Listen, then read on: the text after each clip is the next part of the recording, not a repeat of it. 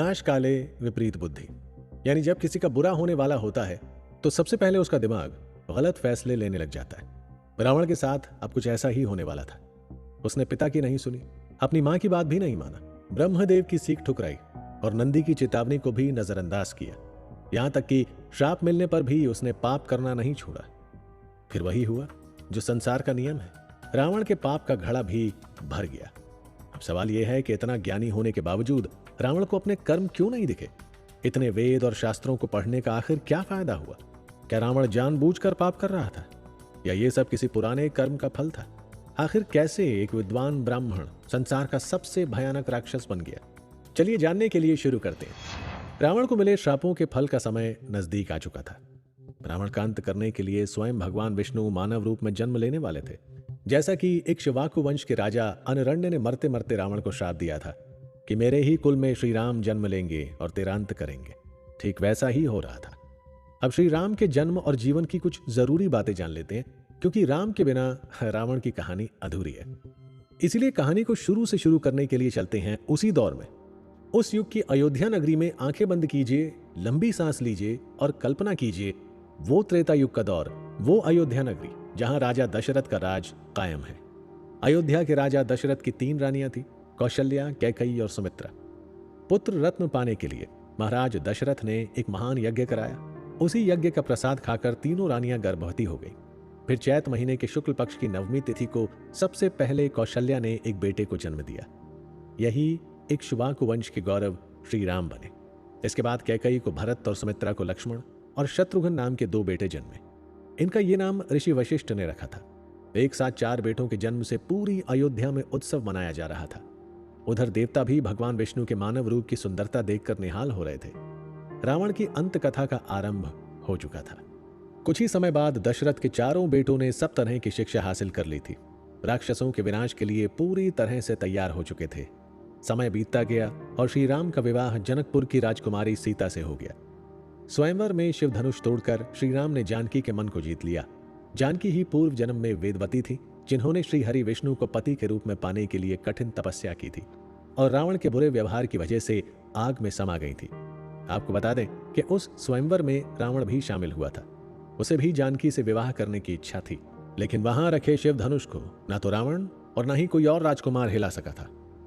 इस घटना से रावण को गुस्सा तो बहुत आया था, लेकिन उस वक्त वो कुछ नहीं कर सका था। शायद अपनी ताकतों के घमंड में चूर रावण अपनी ये हार सहन नहीं कर पाया था। वैसे भी वेदवती की तपस्या से उन्हें राम रूप में श्री हरि विष्णु मिले थे। इसे कोई टाल नहीं सकता था। राम के बाद दशरथ के सभी बेटों का विवाह हो गया था। दशरथ ने राजकाज अपने बड़े बेटे श्री राम को सौंपकर संन्यास लेने की इच्छा जाहिर की। कैकई ने वर मांगकर अयोध्या का सिंहासन अपने बेटे भरत को दे दिया और राम को 14 साल का वनवास दे दिया। फिर राम के साथ भाई लक्ष्मण और सीता भी वनवास पर निकल पड़े। कहते हैं राक्षसों के अंत के लिए श्री हरि ने जानबूझकर श्री राम के वनवास की लीला रची थी। अगर वो अयोध्या में राज करते रह जाते तो जंगलों में घूम घूम कर उत्पाती दैत्यों को कैसे मारते? अगर सीता जंगल में नहीं जाती तो रावण उनका अपहरण कैसे करते? और सीता लंका नहीं जाती तो श्री राम के हाथों रावण का संहार कैसे होता? जबकि श्री राम का जन्म ही रावण का अंत करने के लिए हुआ था। वनवास के लिए निकले श्री राम, सीता और लक्ष्मण कई दिनों तक जंगलों में भटकते रहे। रहने की सही जगह खोजते हुए वो पंचवटी पहुंचे और वहीं आश्रम बनाकर तीनों सुख से रहने लगे। एक दिन जब राम और लक्ष्मण पंचवटी में घूम रहे थे, रावण की विधवा बहन शूर्पणखा की नजर श्री राम के दमकते शरीर पर पड़ी और वो राम की ओर मोहित हो गई। उसने तुरंत ही श्री राम से विवाह करने की प्रार्थना की।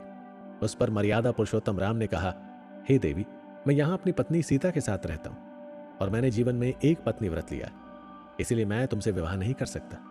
इसके बाद शूर्पणखा लक्ष्मण के पास गई और बोली, आप भी रूप में राम से थोड़े ही कम हैं, क्या आप मुझसे शादी करेंगे? लक्ष्मण ने भी शूर्पणखा से विवाह करने से मना कर दिया।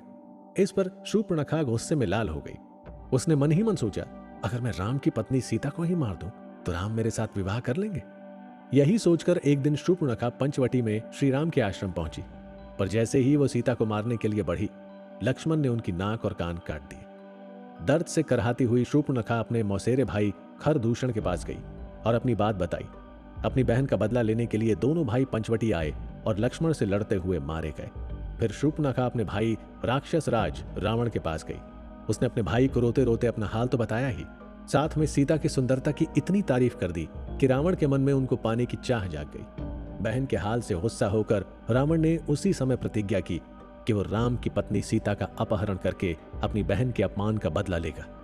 इस तरह उसका बदला भी पूरा हो जाएगा और सुंदर स्त्री के लिए उसका लालच भी, यानी एक तीर से दो शिकार। यहीं से राम रावण युद्ध का पहला बीज बोया जा चुका था।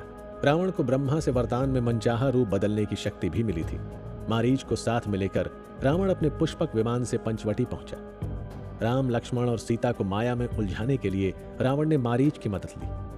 मारीच ने सोने के सुंदर हिरण का रूप ले लिया और राम की कुटिया के आसपास घूमने लगा। जैसे ही सीता की नजर उस पर पड़ी, वो मोहित हो गई और राम से बोली, हे सुंदर हिरण को देखिए, मुझे ये चाहिए, आप दोनों इसे मेरे लिए ले आइए। ये सुनकर राम और लक्ष्मण सोने के हिरण के पीछे भागे, लेकिन जाते जाते लक्ष्मण ने माता सीता को चेतावनी दी कि वो अकेले कुटिया से बाहर ना निकले। ये कहते हुए लक्ष्मण ने कुटिया के सामने एक रेखा खींच दी। वो कोई आम रेखा नहीं थी, उसे पार करके कोई भी कुटिया में नहीं जा सकता था।